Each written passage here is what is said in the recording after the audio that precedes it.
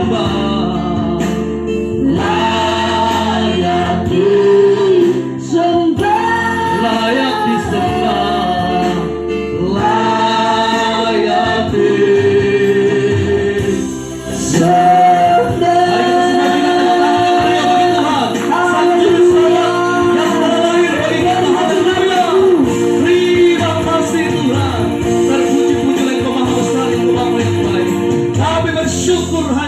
Tuhan kami yang hidup, Engkau Tuhan yang ajaib, Engkau Tuhan yang perkasa, Engkau Tuhan yang luar biasa hanya bagi kami. Terima kasih Bapa di sorga, di dalam nama Yesus Tuhan. Dan saudara yang dikasih oleh Tuhan, tema kita seorang anak telah lahir untuk kita. Perhatikan baik-baik. Seorang anak telah lahir untuk dunia, yaitu Yesus Kristus Tuhan. Jadi berbeda dengan kelahiran kita. Semua orang yang ada di dunia ini tentunya telah dilahirkan, tetapi tidak sama dengan Sang Juru Selamat kita. Kelahirannya ajaib. Dia dilahirkan dari seorang perawan yang bernama Maria. Secara ajaib, dia telah dilahirkan ke dunia ini. Dan saudara perhatikan, dia dilahirkan untuk dunia. Kalau anak kami, Nadine dan Zoe, dia dilahirkan untuk kami. Itu berarti dia meneruskan generasi kami. Dan secara skala besar, mereka dilahirkan untuk keluarga Tode dan keluarga Waoma. Tidak sama dengan Yesus. Makanya saudara dan saya hanya berfokus kepada Sang Juru Selamat dunia, yaitu Yesus Kristus Tuhan. Amin. Hanya memang kita sadar bahwa karena keindahan dunia seringkali mengaburkan makna Natal yang sesungguhnya. Padahal saudara perlu tahu bahwa Natal itu adalah suatu peristiwa yang sungguh ajaib. Amin. Amin. Tetapi hari-hari ini kita lihat keindahan dunia, keinginan dunia, pengaruh dunia mulai mengaburkan makna Natal. Orang tidak lagi fokus kepada Sang Juru Selamat dunia. Pikiran dan hati mereka tidak lagi tertuju kepada Sang Juru Selamat yang telah dilahirkan ke dunia ini. Di momen-momen seperti ini, yang difokuskan adalah apa? Perayaan dunia. Tidak salah kalau saudara di hari Natal punya pakaian Natal, baju baru. Amin. Amin. Di rumah kita ada kue Natal, tidak masalah. Itu tidak dosa memang. Di rumah kita ada punya pohon Natal dihiasi dengan pernak-pernik Natal seperti ini. Untuk mengindahkan suasana rumah kita. Karena kita percaya bahwa ini adalah hari sukacita besar. Amin. Tapi jangan sampai gara-gara hal-hal seperti ini, fokus pikiran dan hati kita hanya tertuju kepada ini. Tertuju kepada kue-kue Natal. Tertuju kepada pohon Natal, pernak-pernik hiasan Natal. Tertuju hanya kepada baju-baju baru, pakaian baru. Untuk apa? Untuk dipakai di hari Natal ini. Tetapi itu fakta Bapak Ibu. Banyak orang Kristen sehari-hari ini hanya fokus kepada itu. Mereka hanya berpikir supaya kesenangan-kesenangan seperti ini tercapai. Mulai mengumpulkan uang hanya dengan tujuan membeli petasan dan lain sebagainya. Itu saja keinginan mereka, itu saja fokus mereka. Supaya ketika malam 24 malam, kita harus membunyikan itu. Dan saya tidak menyalahkan itu. Tetapi yang salah adalah fokus utama kita hanya ke situ. Waktu saya belum jadi hamba Tuhan, saya masih hidup dengan keinginan dunia, Bapak Ibu Saudara. Itu kami orang-orang muda khususnya senang kalau sudah masuk di bulan Desember, bukan karena untuk merayakan Sang Juru Selamat dunia lahir ke dunia, tetapi pikiran dan hati kami hanya terfokus kepada acara dunia. Yaitu kami mulai merencanakan tanggal berapa kami buat acara pesta. Dan saudara tahu, dalam acara itu bukan nama Tuhan dipermuliakan. Kami mulai cari sound system yang bagus. Kami mulai mengambil lagu-lagu yang menyenangkan hati. Tentunya lagu-lagu dunia. Di situ Bapak Ibu Saudara yang dikasihi oleh Tuhan, kami siapkan memang dengan minuman keras. Jadi genaplah sudah lagu dunia plus minuman keras, maka terjadilah kesenangan orang-orang muda di situ. Itu fokus utama kami waktu itu. Kami lebih bersemangat karena orang tua kami bilang begini, sudah kasih tinggal dong satu tahun sekali ju. Makanya kami senang waktu itu, termasuk saya. Mama saya juga setuju waktu itu. Nanti suacara kau mabok-mabok bakal lain, baru orang tua pegang kepala, alias stres. Tapi acara seperti itu terus berkelanjutan, Bapak Ibu. Saya senang kalau dibuka lagu-lagu disco. Saya tidak tentram duduk di kursi, kaki saya mulai bagakal, orang Kupang bilang. Itu kalau pokoknya tangan sudah di atas begini. Semua kasih tunjuk di peragaan yang bagus luar biasa.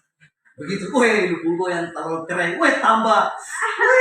Itu kata tambah senang lah. Betul. Jadi orang Kristen berpikir hari Minggu adalah hari minta ampun di hadapan Tuhan. Senin sampai Sabtu buat dosa. Tapi tidak tahu hal. Justru inilah momen kita mengakui kebesaran Sang Juru Selamat dunia. Amin. Bapak Ibu Saudara yang dikasihi oleh Tuhan, saya percaya bahwa saudara tidak lagi terjerumus dalam keindahan keinginan dunia yang mengeburkan makna Natal itu sesungguhnya. Pohon Natal ini memang bagus, betul? Indah. Kita tidak tahu waktu Yesus lahir, begitu datang 3 orang Majus, tambah lagi para gembala, mereka datang masing-masing bawa pohon Natal atau tidak? Lampu yang mereka pakai itu kedap-kedip seperti ini atau tidak? Atau dong masih pakai obor waktu itu? Lilin juga saya rasa belum ada. Dong pakai obor juga, mungkin tidak pakai minyak tanah. Karena waktu itu belum ada minyak tanah. Kita ini, di zaman kita ini, barulah kita menikmati keindahannya pohon Natal seperti ini. Memang dia indah, tetapi tanpa Yesus ini tidak berarti. Amin. Di rumah mau ketemu kasih penuh dengan kue Natal, minuman Natal, tanpa Yesus hadir di rumah kita, di hati kita, itu tidak berarti. Amin.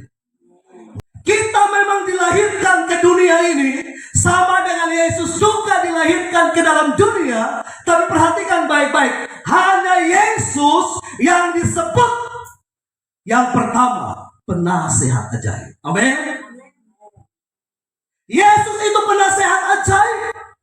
Jadi apapun persoalan, pergumulan hidup saudara, datang kepada Yesus. Amin. Memang kita tidak lagi melihat Yesus secara visual mata jasmani kita ini, tetapi kita tahu bahwa apa yang dikatakan Yesus semuanya sudah tercatat di dalam Alkitab. Amin. Jadi setiap persoalan, saudara butuh nasihat firman Tuhan jawabannya. Karena firman dan Yesus itu satu. Katakan amin. Itu berarti tergenaplah bahwa Yesus adalah penasehat ajaib bagi orang-orang yang putus pengharapan. Amin. Bagi orang-orang yang tidak tahu tujuan hidupnya, bagi orang-orang yang putus asa, Bapak Ibu Saudara, ada nasihat, ada penasehat ajaib, yaitu Yesus Kristus Tuhan. Yang kedua dikatakan Allah yang perkasa. Jadi Yesus bukan saja penasehat ajaib, tetapi dia Allah yang perkasa. Amin. Allah yang perkasa, kita melihat ketika Yesus ada di dunia ini, semua tunduk kepadanya. Setan tunduk kepada keperkasaan Tuhan, penyakit tunduk kepada keperkasaan Yesus, setiap persoalan tunduk ke dalam perkasaan Tuhan Yesus. Katakan amin. Itu berarti betul bahwa Yesus adalah Allah yang perkasa. Dan dikatakan Yesus Bapa yang kekal. Amin. Kita tahu bahwa Yesus pernah mati. Dia mati sebagai manusia, tetapi hari ketiga dia bangkit, dan saat ini dia ada dalam kemuliaan di surga. Haleluya. Jadi benar Bapak Ibu Saudara, bahwa Yesus adalah Bapa yang kekal. Karena ketika nanti kita pulang ke rumah Bapa surgawi, kita akan melihat Sang Juru Selamat, Yesus Kristus Tuhan. Amin. Katakan amin. Amin. Bahkan dari agama seberang pun mengakui di akhir zaman ini Yesus akan datang kembali. Tetapi pengertian mereka berbeda dengan pengertian kita. Amin. Yesus datang untuk menjemput saudara dan saya. Betul? Makanya dikatakan Yesus adalah Bapa yang kekal. Dan yang terakhir dikatakan Yesus Raja damai. Makanya tidak ada masalah yang membuat kita tetap ada di dalam keadaan depresi dan stres. Amin. Masalah tidak membuat kita putus asa, putus harapan. Masalah tidak membuat kita punya pikiran yang buntu. Karena apa? Kita tahu ada Raja Damai. Dia bukan saja sekedar hadir di dunia ini, tetapi dia ada di hati saudara dan saya. Amen. Kalau Yesus ada di hati kita, maka damai sejahtera itu senantiasa menyertai kita. Katakan haleluya. Makanya tunjukkan wajah yang berseri-seri. Kalau saudara lihat saya senyum begini, bagus atau tidak? Kalau mau marah, bilang saja kalau mau marah, senyum dulu. Supaya nanti marah, saya tidak takut. Haleluya. Alkitab berkata bahwa Yesus Raja Damai. Dan Raja Damai itu sudah tinggal di hati kita, sudah tinggal di hidup kita. Persoalan apapun tidak bisa mengalahkan Raja Damai. Katakan amin. Katakan haleluya. Haleluya Bapak Ibu Saudara yang dikasihi oleh Tuhan Yesus Kristus. Kita lihat di dalam Yesaya 9 ayat 5 ini, dengan penggambaran yang luar biasa ini, para pembaca dalam perjanjian lama dapat diampuni melalui pengharapan akan kedatangan Mesias ke dunia yang penuh kemenangan dan kemuliaan. Yesus memilih jalan yang tidak menyolok, tak menyolok Bapak Ibu Saudara. Mungkin kita juga berpikir, kan dia kan, Alkitab juga bilang Raja Damai. Berarti Yesus itu kan Sang Raja begitu. Tapi kenapa dia memilih untuk dilahirkan di kandang domba? Waktu itu sudah ada hotel atau tidak? Siapa yang tahu? Saya juga tidak tahu. Karena Alkitab tidak bilang ada hotel atau tidak. Tapi paling tidak, pada zaman Yesus dilahirkan, pasti ada rumah yang megah. Paling tidak ada istana raja, betul? Betul? Tapi kenapa Yesus tidak pilih di situ dia dilahirkan? Kok di kandang domba? Karena dengarkan baik-baik. Memang Yesus datang Yesus datang untuk dunia, tetapi dia hanya menyelamatkan domba-dombanya. Berikan tepuk tangan yang meriah. Haleluya! Yaitu saudara dan saya.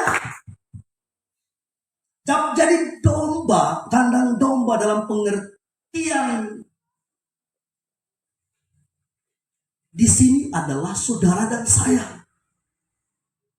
Bahwa domba-dombanya tahu bahwa Yesus sudah lahir di hatinya. Amin. Katakan amin. Yesus memilih jalan yang tak mencolok, penuh kerendahan hati, dan dengan hati seorang hamba. Tetapi saudara dan saya perlu tahu, bagi kita yang mencari Dia, mencari Tuhan, akan melihat Yesus sebagai Mesias yang mulia yang digambarkan di dalam Yesaya 9 ayat 5. Katakan amin. Bahwa sekali lagi Yesus adalah penasihat ajaib, Allah yang perkasa, Bapa yang kekal, dan Raja damai. Amin. Haleluya. Dan kita akan melihat 3 poin. Kita cepat Bapak Ibu Saudara, karena kita tidak hanya ibadah Natal di sini, kita juga ada ibadah Natal di Telai. Yang pertama kita lihat Yohanes 1 ayat 14. Perhatikan baik-baik. Injil Yohanes 1 ayat 14.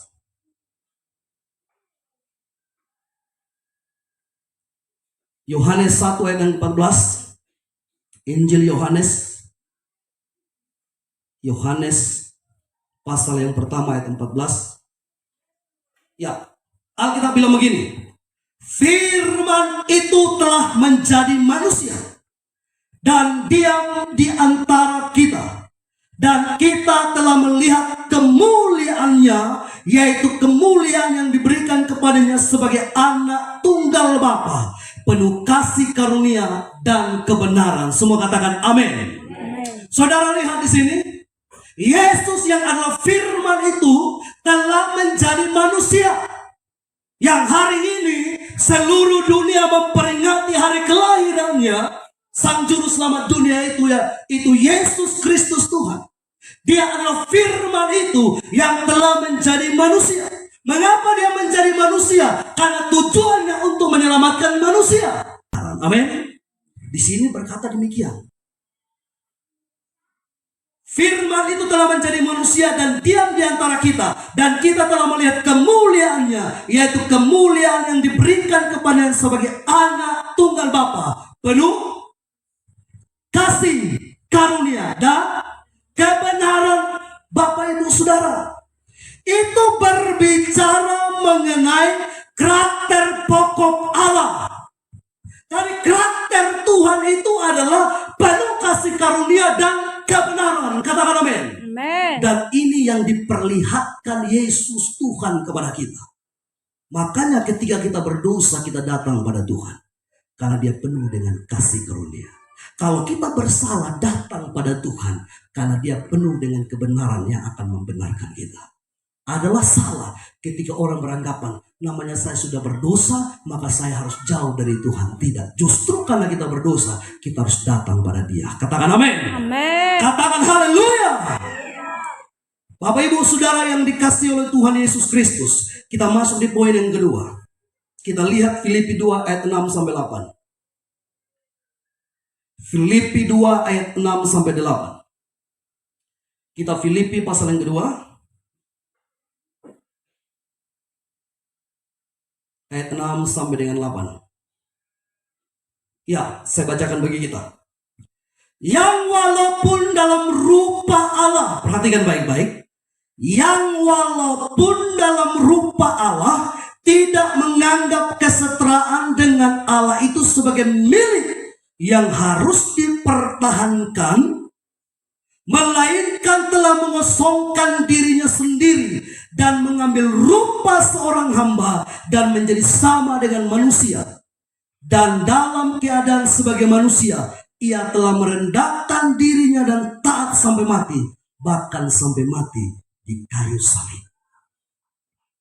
Saudara yang dikasihi oleh Tuhan kita Yesus Kristus, kita lihat di sini Alkitab berkata, Yesus yang walaupun dalam rupa Allah, tidak menganggap kesetaraan dengan Allah itu sebagai milik yang harus dipertahankannya.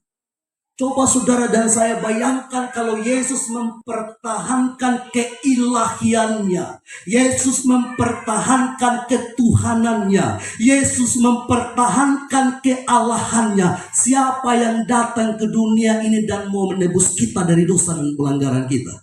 Tentunya tidak ada satu manusia pun yang bisa mengambil bagian dalam membebaskan kita dari dosa dan pelanggaran. Karena apa? Karena manusia sudah berdosa dan telah kehilangan kemuliaan Allah.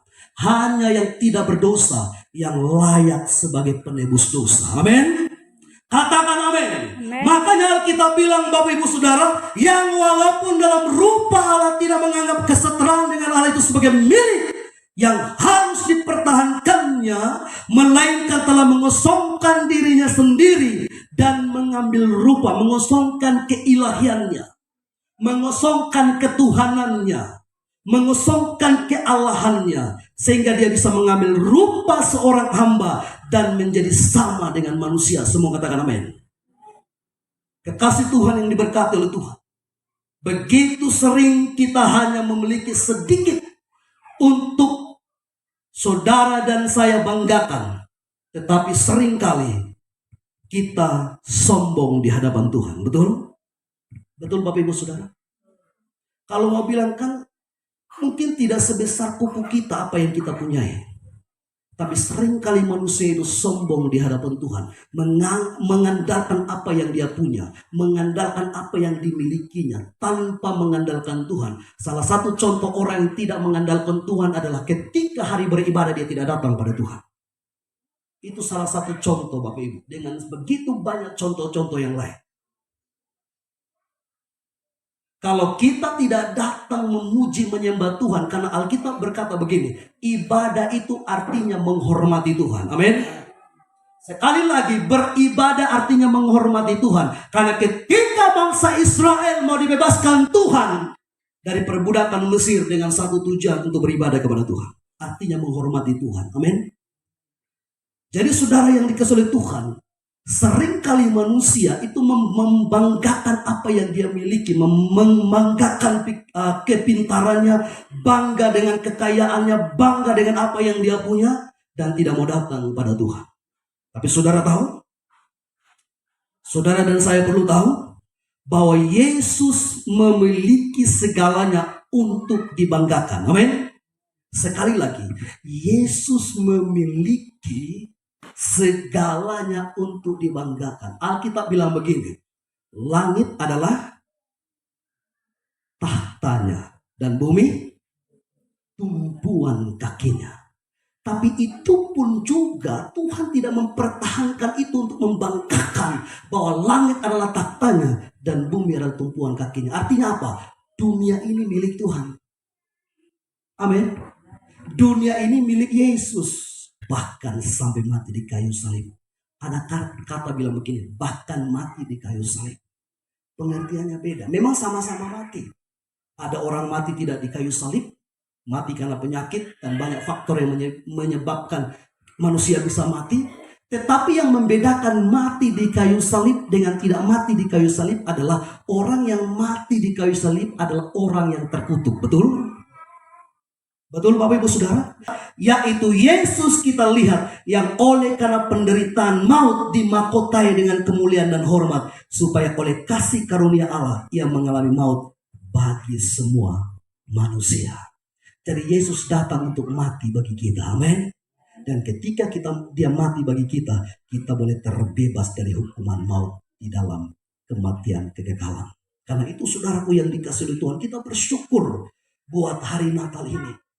Karena Yesus bukan hanya sekedar datang, tetapi ada misi penyelamatan yang dia bawa, yang ditugaskan Bapa surgawinya bagi dia, supaya saudara dan saya tidak binasa oleh karena dosa dan pelanggaran kita, tetapi dia telah menggantikan kita supaya melalui kelahiran dan kematiannya, saudara dan saya boleh diselamatkan. Kita berikan tepuk tangan yang meriah bagi Tuhan. Haleluya.